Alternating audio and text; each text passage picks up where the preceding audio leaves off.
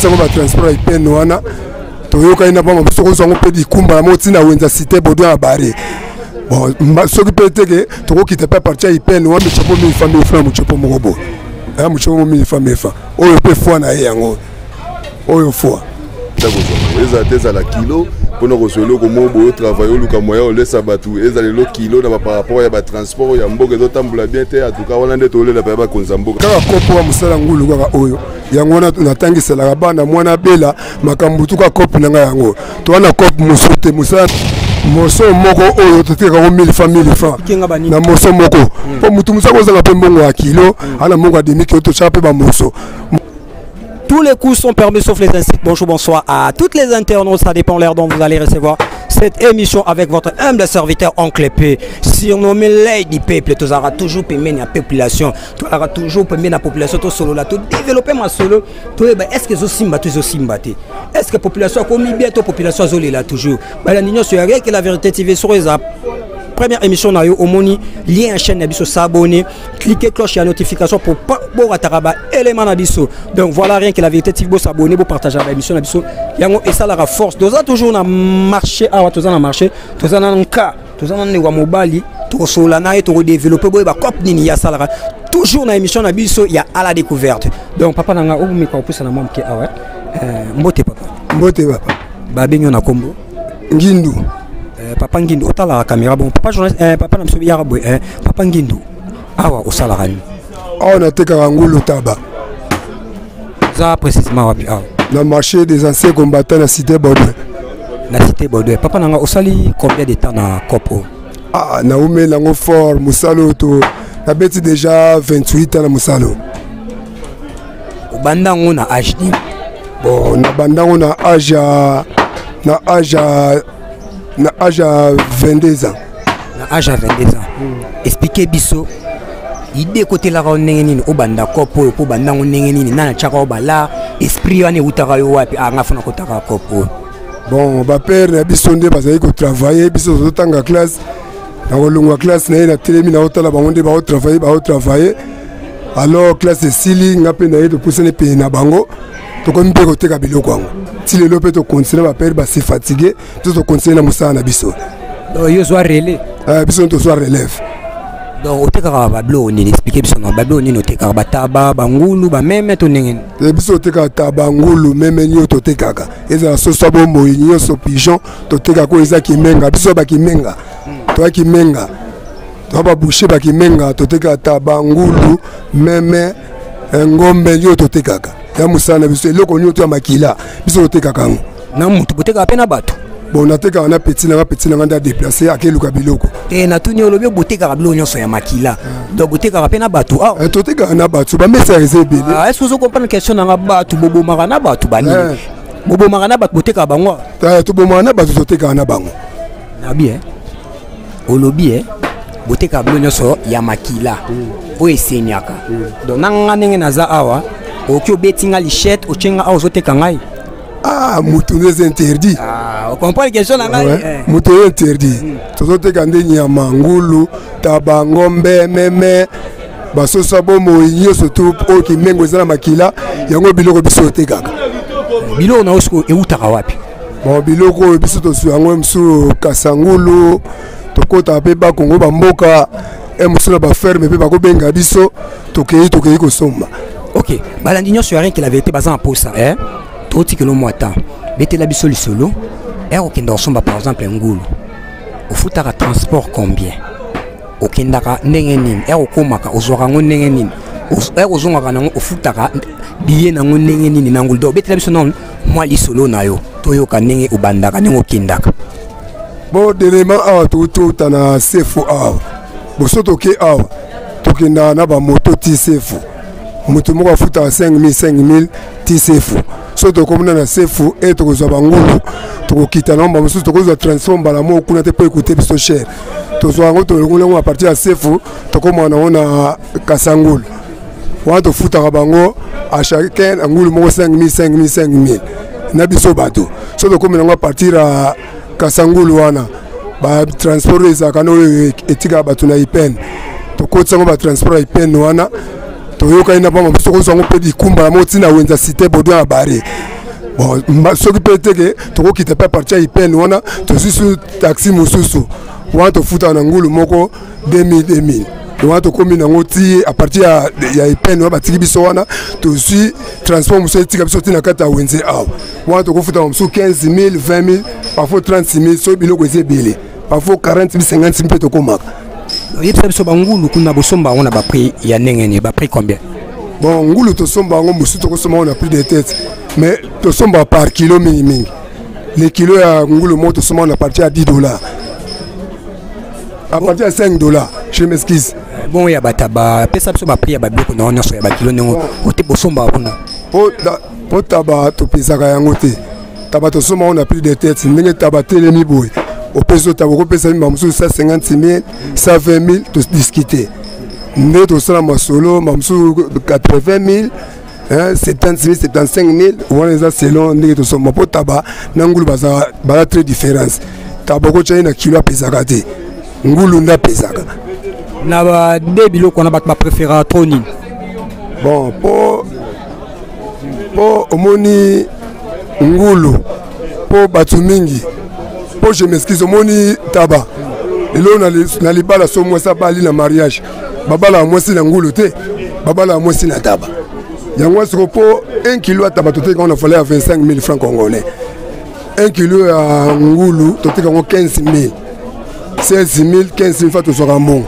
mais 1 kilo ya taba ezaka cher po okozwa taba okosoma taba mususu $100 $120 oyobomi yango omoni ke ekitsaka ba kilo makasi po to se retrouver to benda mbongo oyo to sombela kyango wana yango omoni ke to tsaka le kilo ya taba na fallait à $25. Donc voilà nazongeli au moins sima na ba transport na au futaka erbo kendara na ba province ko somba ba taba ba ngulu ba meme transport wana ezaka abordable to bolela ka transport imataka to ezala transport ezala normal. Bon transport au futaka net derema awa carburé bungaki bon to tambo po moni oboko linga bo tambo la place boye moi boki na to ka transport boye bani transport mati chez carburé zo mona na te bon le quoi biso meto zami sur la mi to kate pour la sala misala oyo yango moka oyo bango bakoloba to ko sala nini il faut to sala ka poto longo la marchandise na biso to comme ça continue na destination na biso ne bo somba kuna na ne bo ya oteka awa bo se retrouver en intérêt wana bon to se retrouver na biso na moi intérêt po eza musala oto mesele na biso to ko kende be mamusu mongo ekufi mamusu to su bénéfice ko eza musala o biso to mesele gilango oyo to mesele ko to boko libana to zo tangisa la bana po moye ko tika ngo isati to ko zo apete mais dire na ote malasima nzambe to ko to kutana kope mususu nzamba ko sala to ko zo kaka moye to tika musala ezate to continue toujours na musala na biso wana po musala biso sinya musala oyo yango eza musala biso to lesela ka bana yango eza musala na biso. Aux parents, voilà combien de bana? Non, père a 9 enfants. Combien? Père de 9 enfants. Non, pas 9. Combien de garçons, combien de filles? Bon, on a 2 filles, 6 garçons. Donc, quand on a coupé au Tangi Sarabango, au Lies Sarabango, et même Marabango, on est en hôpital en global, quand on a coupé pour éduquer les bandes.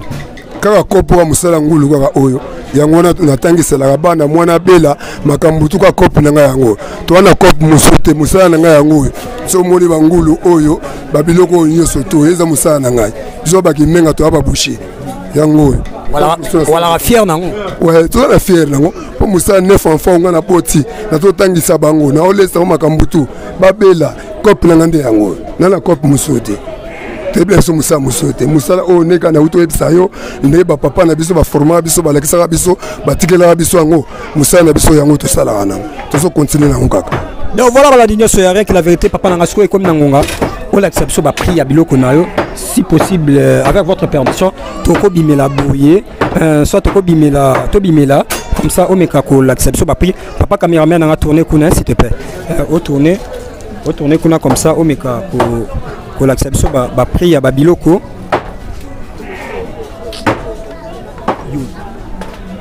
Donc voilà, pour comprendre, moi caméra bouger vu que papa n'a l'accepte sur prix à biloko. Donc voilà, on est vraiment là.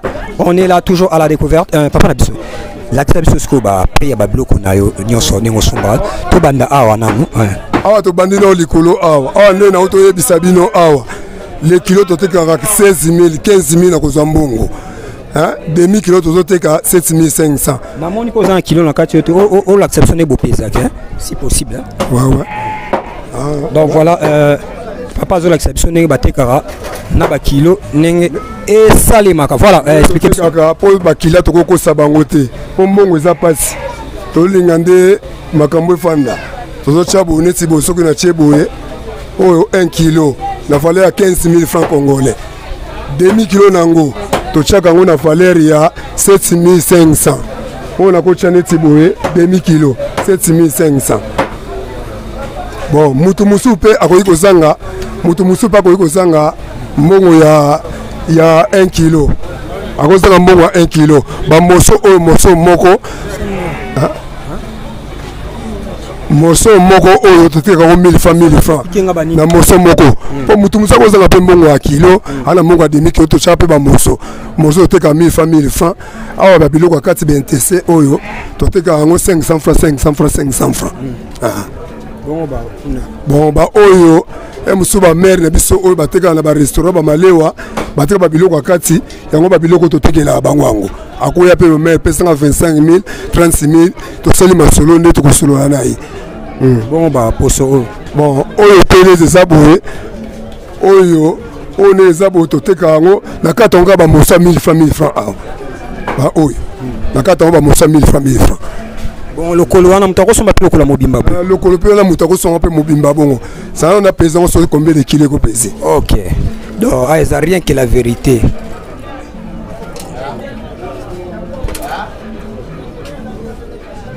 Net le colo oyo est pesé 9 kg demi. Sur 9 kg demi on a fait 15 000. Hein, au petit machine. So to solo la ko longolé pe demi kilo, azo on a valeur il y a 8 kg demi. Et c'est 9 kg demi. Alors demi kilo, on a fallu à 9 kg. Ok, voilà balandinho soirée que la vérité. On a posé un peu tout mais sur la poto comme qui n'a pas émission abisso. Ningo zo sa cop o lelo yo. O kanaka ko sala cop o na vina o. Bon on a kanaka na ko sala ngote. À partir quand auto ebisa yo nazai ko tanga classe na ko zonga na ko yepa ya bakoko na ngai. Solo na hotela musala bakoko na bazo salaka ba osala ngapi na zoya e mona ko ta classe na bimi na 6 classe na ye na na wenza cité des anciens combattants bakoko na bazo teka ngapi ba ndiko salaka bango kotala bango pe bane musu kende sala bo akotinda ngabo kende sala bo tuki ko mona bango ngai pe na komi ko sala pe na zo mekaka na mekaka silo ngapi na komi ko sala bo. Lelo quelque part tu es fier. Ah lelo naza fier de musala bakoko na batikela nga balakisela ngai. Conseil ni relancer na ba jeune au bazo ngo sala copte. Au bazo simba plus surtout les chètes ya sala bat mabe parce que biso awa na suka masolo il faut tout pesara moi éducation moi conseil na ba jeune po oyo boye ndeko na ngazo sala boye. Et je épargner na mambo ebele peut-être à cause de la libanda kuna désordre moko ezuye mais erazana wenza zote ka obimara na poko ebi marambeleka libanda na ville te do ezo épargner na maman ebele mais ça nous lancer na jeune garçon ba o balingi ko simba ka lichette ba o balingi ko sala cop oyo te ba o bazo sala loto ba o bazo risquer te na vie mais ça nous lancer pour na ba mais en tout cas par journaliste lo mona ko singa pona ba ndeko na biso oyo bazo saka lo yenge ko simba ba machette eza pasi hein eza pasi po ebele pe hein ba pese bebe to zali na bango awa e musu bazali ba faze bazo la libanda bazo tambola pamba mais to fansa bango awa ba se retrouver pe ba yeko la pe musalo biso to sala pe batika ba mabe wana to zana bango pe awa ba travaillaka mamusu to appelle bangulu to la kisabango so to ina biloko wana biso lokwa age pusani to ko bomango te bango baso ko bomango ba ko tumba ba ina ngo bata chepe na mesa na poko pe bénéfice moi muke ko bima yo zo mo zo ingrédient yo zo mo ingrédient to ke somba pe biloko biso pe na bango to bimi to tambo ina bango mais ba ndeko oyo bazo tambola na mabe ko simba machette eza pasi pona bango ba yekola musala basala musala. Bon, on a moni bataba mo baza na bango. Tokyo poussana, to estimer ba montagne bosomba ba bataba on a po ezaka rien que la vérité. To banana na ngulo na moni azo sukola na mabeli awa. Donc neti ngulu oyo bozwake na ba combien? Neti ngulu oyo to somba na $180. Somba qui est wapi boy? Utine ya Bakongo. So sombie 180. Eh, ya super ma bien tout pour ça pardon. So sombie $180. Beaucoup makaye bo se retrouver bo na moi d'intérêt. Bon, nous avons mis moi intérêt pour les abo pour les amusala. Nous avons dit que les amusala bani mais so moi 30 000 ekoti moi 40 000 ekoti. Na ngolo moi transport ekota ki banata mo ingrédient wana. Esaka ka mbongo bani. Ok, tout pour ça na moi boyezo ngama sima. Donc voilà tout ça na moni bataba bango awa boye bosomba combien? Bon, bataba oyo à partir de mboka bataba oyo ndenge za boye neti oyo azana valeur à $120. O wana kuna pembe wana $80. O wana kuna bani $85. Neti wana kuna meme. Ozo mona na moni meme wana. Oya pepe na tashi wana. Wana na $5. Mususu pe yango pe awo tabana taba. Donc voilà tabana taba awa eza uniquement kaya bataba marche mesa o. Eza siko mesa taba o. Ba prix eza ba combien awa? Bon, nous avons biso awa 1 kilo taba toteka yango la valeur à 25 000. 1 kilo 25 000 francs congolais. Bon, to tchaka 1 kilo neti awa moso oyo toteka moso moko 3 000. Muchopo toteka 1 000 francs. Hein? Neti ba oyo awa to bandango 12 000. 10 000 francs bon. Oyo kabe unaye tolo. Oyo 25 000 au kakoli. O mutu na ngoto toteka ngo déjà. Oyo kabe. Oyo ba makoso. Ba makolo naye. O ba makolo. O ba makolo na ngo yango. O ba makolo. Oyo kingo naye. O kingo. On a pris combien ba prix? Bon, oyo yango to tsaka kilo mutu musako ya pe boye 35 000 au kakoli. Oyo 25 000 au kakoli. Donc oyo koto. Oyo ba michopo nango. O michopo 1000 francs michopo mogobo. Michopo 1000 francs. Oyo pe fois na yango. Oyo fois. Oyo fois yango. Fois o les aboye 25 000 au kakoli. O sumu ninga nango su fois musu yango. Ezami bale. Musu yango. Oyo mukongo nango. Oyo mukongo. Oyo a prix mo pe 25 000 au kakoli kaka. Oyo makolo nango yango. Prix non. Prix nango ka ndio tsaka neti oyo za na 35 000 au kakoli. 35 000 francs 35 000. Bon voilà nazo ka ndeko mo zo lela ba kitisa soki biloko uzana ba problème nini ya ba biloko ezali likolo. Bon ba biloko ezali likolo to se on kaka neti bisolo utana biloko a partir ba Bakongo. To se ka transport. Soka transport ekiti nango moins cher banini. Na meye pe makambo zo fandela ba kimia za la pezala. En tout cas ba biloko biso pe neto terre boy ko za o mo appelle ko la taba oyo. Biso ko teka ngo msomo pe ke 25 000 to teka pe 15 000. Oyo pe no mo msomo pe ke teke 13 000 mbongo. Ba biloko pe msoko mo pe 300 nezo teka ko kala na tanga mobutu ba biloko teka 300 000 francs. Eto teka na tanga mobutu. Bon, lelo ne ba transport mati en tout cas moi pas si bani pour na kisa biloko o. Donc voilà ba transport mati bazole la rara ba transport ekita. Donc voilà ba biloko na bino ndenge bote karabo bo conserver ngo ndenge ni so elali bo chango côté ni. Bon ba biloko biso so elali to chango na chambre fade. tochango na chambre fada na DDK ezalaka gratuit to bofutaka tofutaka neza bolokolo moko tofutela yango 2000 na congélateur okoza mpe na koli mwa quantité mba mosusu 7000 8000 10000 neti ngula mobima tokobomba kuna ngulu moko tofutela yango 15000 10000 la journée na journée moko bo bataxe bofutaka bataxe bon taxe mpe toza na vétérinaire na biso mpe toza na ya asalaka. Donc voilà, balandinyo so yare que la vérité tout comme pratiquement na souka émission na biso. Donc vous s'abonner, vous partager l'élément na biso avec votre humble serviteur oncle P l'œil du peuple. Donc voilà tout comme na souka émission na biso. Message nous ko lancer à souka na ba oyo ya yo. Donc message oyo utaka na motema na ngana oyebisa ote ke lobabo oyo momoni oyo momoni o yo il faut loba. Loba famille na ngai. Ya kamoto. Donc voilà, il y a le bangote. C'est un bon réflexion au lobby. Message nin au yo zongo lancé. Message à ceux qui ont que non, beaucoup na biso to na pour ça développement. Développement il faut to développer à partir babilo konyo soto ko linga to débrouiller nango.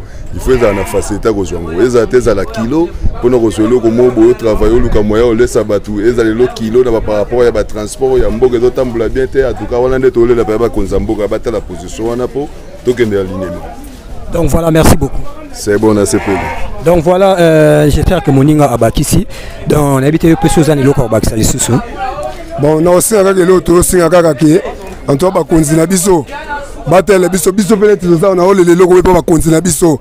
Net aux na battoir na biso. Oh, on a cité des anciens combattants. Basa la biso ta battoir na biso pesa ko bomela, ba nyama na biso oyo awa na wenza cité.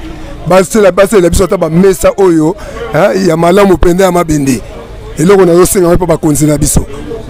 Donc voilà, balandinyo c'est que la vérité, vous s'abonner massivement, vous partagez la émission, vous like, vous commentaire, vous de salaka, vous reproche, vous komarawana, pour épais sanga maïle et redévelopper sur l'émission de reproche, sur Monique, ah non, koto, on ne pas même là qui on a n'enga mabe, ou la n'enga na privé, ou bien numéro ils ont na personne numéro na, ou la n'enga en privé, non, oncle P, tu vois, to bon ça.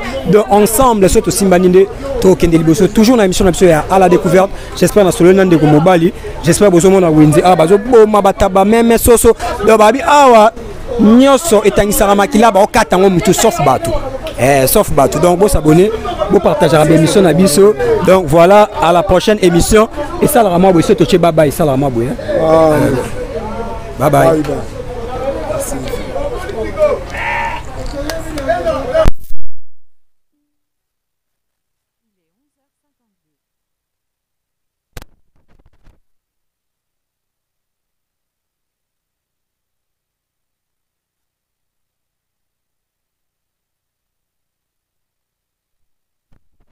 Koyabana, les